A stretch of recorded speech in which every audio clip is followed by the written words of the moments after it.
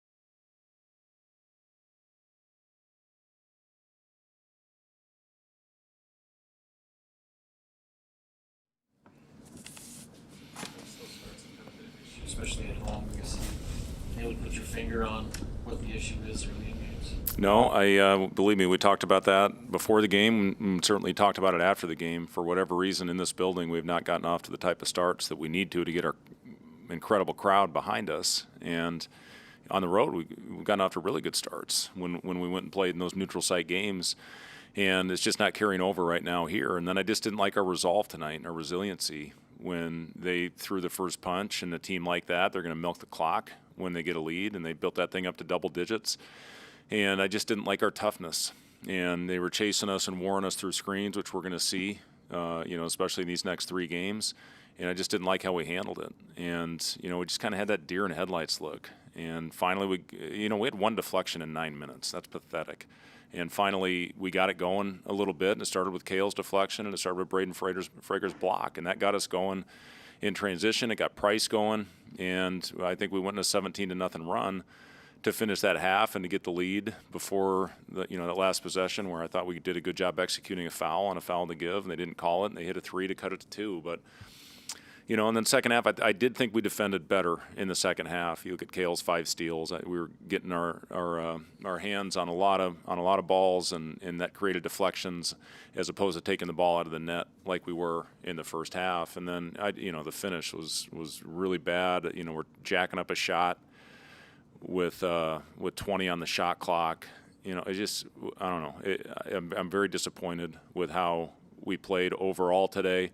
The one positive, as I said to the guys, is we're 8-0. There's not a lot of people that can say that right now, and we've been battle tested, and we played good teams. So, we need to learn from this one, which I'm confident our guys will do that. They've been awesome, and they've handled adversity well, but for whatever reason, it didn't happen like it needed to today. I don't know, tryptophan, but what was that, 2 days ago? So I guess you can't blame it on that. Although we did send them home with a lot of to-go boxes. Maybe put it on me, my fault. What do you tell them after a game like this, especially given that the schedule's about to get tougher in the next? It's honestly as loud as I've been with this group after the game. It was so disappointing and disheartening to see the blank stares out there. And we prepared really well. And I know nobody wants to hear that. Nobody gives a crap about that. But we did. Our voice was really good all week. When you prepare for a team like this that runs ball screen motion and they have a million different wrinkles off it, you have to be a great communicating team. And then when they went on the run early, that's when you got to get tougher. That's when you got to get louder. And we just never did it until we started getting some deflections and got a little swagger going. But, that's too late against the teams that we're about to face. You're gonna be down, instead of 12, you're gonna be down 25. And, give them credit. Give Upstate a lot of credit for coming in here and having a good game plan and executing it very well. But we just have to have better resolve, better toughness, and we have to start getting off to better starts. You guys are obviously being put through the gamut right now with these injuries.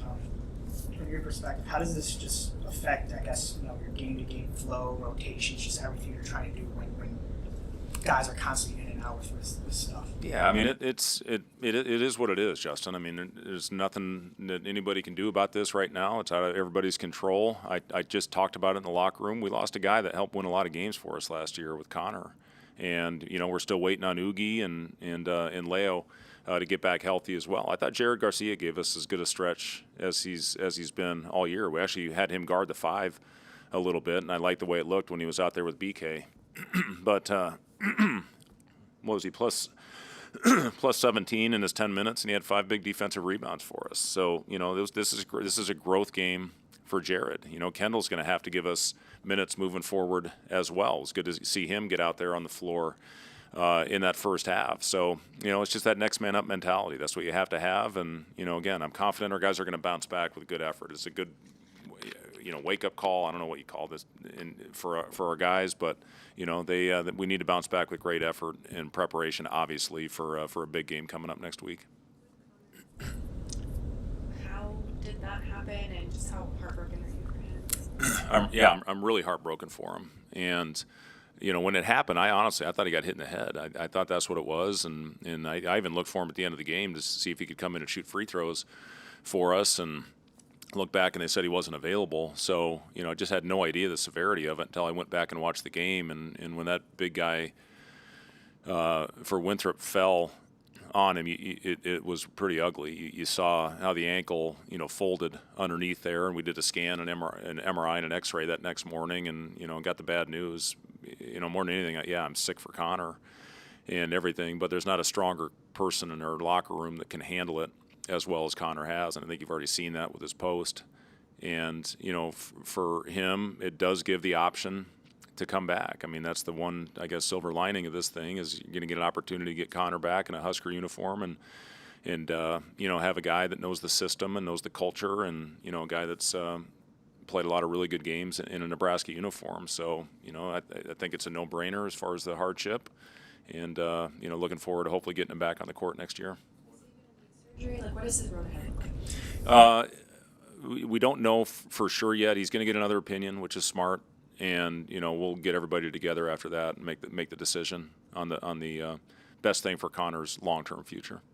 What does that mean for Kendall's immediate outlook? Yeah, I really worked with Kendall off the ball this week. One, I really liked how Kale is handling things. I thought Kale was phenomenal. As disappointing as that effort was, I thought Kale was terrific all game long, and a lot of that he just continues to be such a calming influence with the ball in his hands. But yeah, Kendall, we really worked him off the ball this week, and it's going to take him a minute. He's played mostly with the ball in his hands to figure it out. But again, Kendall's going to have opportunities, and today was the first chance he got, and then he'll most likely get another one next Sunday to go out there and make a impact. Most importantly, on winning. That's what this thing's all about. And it was good to see him back. He's working hard. He's staying incredibly positive. He's been unbelievably professional throughout this thing, and he's going to play important minutes for us this year. This 8-day break, is it a good reset point for you? I don't know.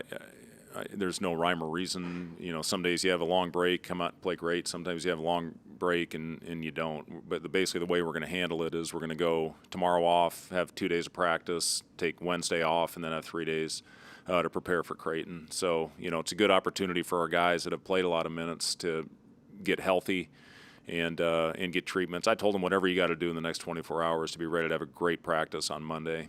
And some guys, that's getting in the ice tubs. Some guys, that's coming in and getting some work in and getting some shots and getting some conditioning. And, again, I'm confident in this group. They've been awesome. They've been unbelievably fun group to coach and to be around, and we're going to bounce back with a good week of prep, and then it's got to carry over. That's the thing. We had a good week of prep. It didn't carry over to the game for whatever reason. It generally has for us this season. It's why we're sitting where we are with our record, but we need to have a great week heading into Creighton. Is there clarity on the return time frame for Leo and Oogie? Yeah, Oogie he's going to start doing basketball-specific movements starting this upcoming week. And, now it's all about the return to play, get him back in condition and get him back in basketball shape, get him back on the floor, try to get his timing right, still targeting middle of December, so it's still another two or 2.5 weeks. And then Leo he's feeling better every day. He did some non-contact. He has still not done contact drills. Hopefully we'll get him in some contact this week. Thanks, guys.